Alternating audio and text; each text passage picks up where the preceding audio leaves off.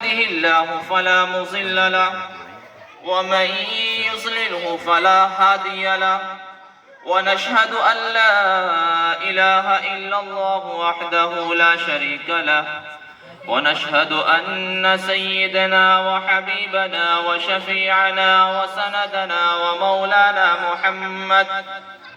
أما بعد فأعوذ بالله من الشيطان الرجيم. بسم الله الرحمن الرحيم. قال الله تبارك وتعالى: ربنا إنا أطعنا سادتنا وكبراءنا فأضلونا السبيلا. صدق الله العظيم وصدق رسوله النبي الكريم ونحن على ذلك من الشاهدين والشاكرين والحمد لله رب العالمین.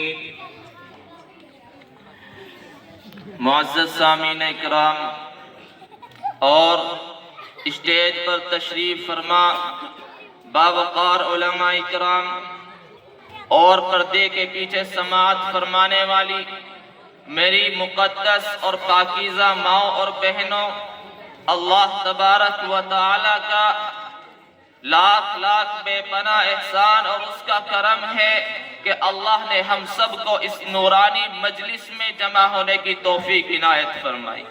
اللہ تعالی ہم سب کو کہنے سننے سے زیادہ عمل کرنے کی توفیق عنایت فرمائے.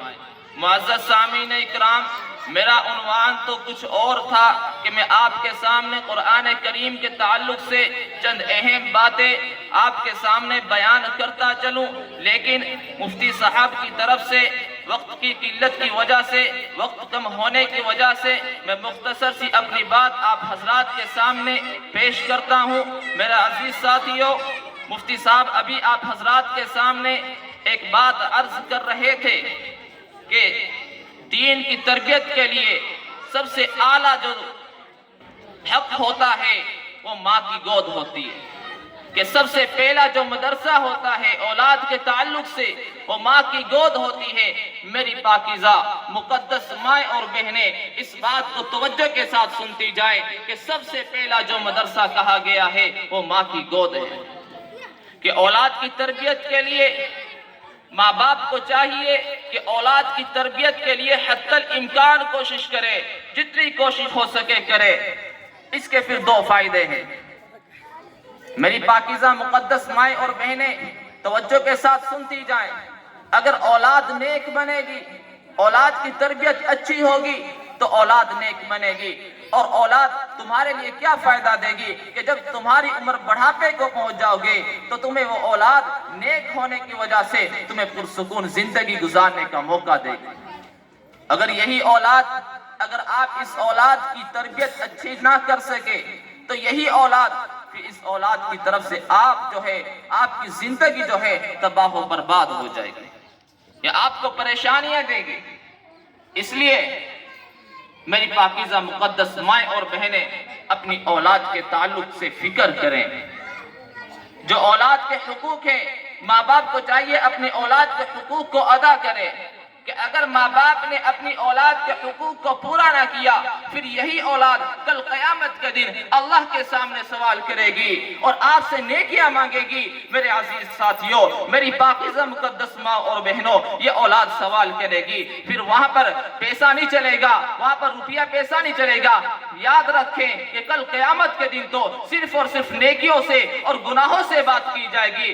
اگر آپ نے اپنی اولاد کے حقوق کے اندر کوتاہی کر دی، غفلت برت لی، پھر یہی اولاد آپ سے نیکیاں مانگے گی اور اللہ سے کہے گی اللہ ہمارے والدین نے ہمارے حقوق ادا نہیں کیے، ہمارے والدین نے ہمارے حق پورے نہیں کیے. پھر اللہ کی طرف سے اعلان ہوگا کہ والدین کے جو اولاد کی طرف نیکیاں ہوں گی وہ نیکیاں لے کر ماں باپ کو دے دی جائیں. پھر سوال ہوگا کہ ابھی ہمارا حق ادا نہیں ہوا.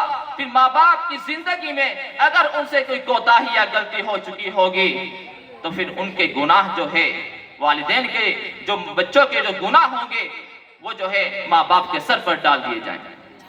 اس لیے میری پاکیزہ مقدس ماں اور بہنوں، اولاد کی تربیت کے لیے حتی الامکان کوشش کریں. اللہ کے نبی صلی اللہ علیہ وسلم نے صحابہ اکرام سے پوچھا کہ بتائیں کہ مفلس اور غریب کون ہوتا ہے؟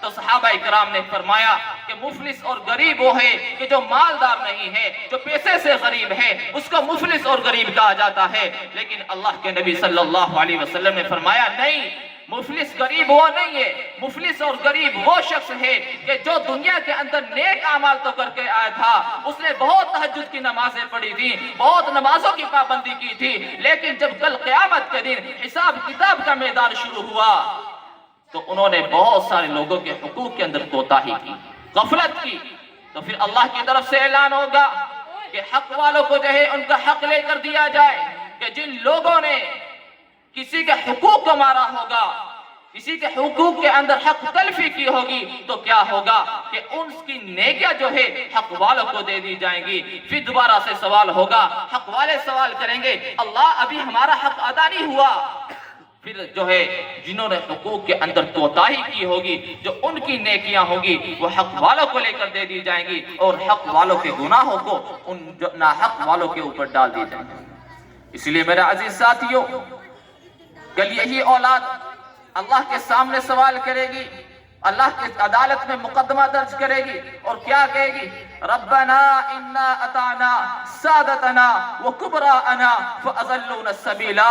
اللہ ہم نے تو اپنے بڑوں کی پیروی کی تھی، ہم نے جو ہے اپنے بڑوں کی پیروی کی تھی، ہماری امی جان نے کہا تھا، میری پاکیزہ مقدس مائیں اور بہنیں اس بات کے اوپر توجہ دے ذرا کہ میری امی جان نے کہا تھا کہ بیٹا آپ نے ڈاکٹر بننا ہے، میں نے ڈاکٹر بن کے دکھا دیا، کہ امی نے کہا تھا، امی جان نے کہا تھا کہ بزنس مین بننا ہے، ہم نے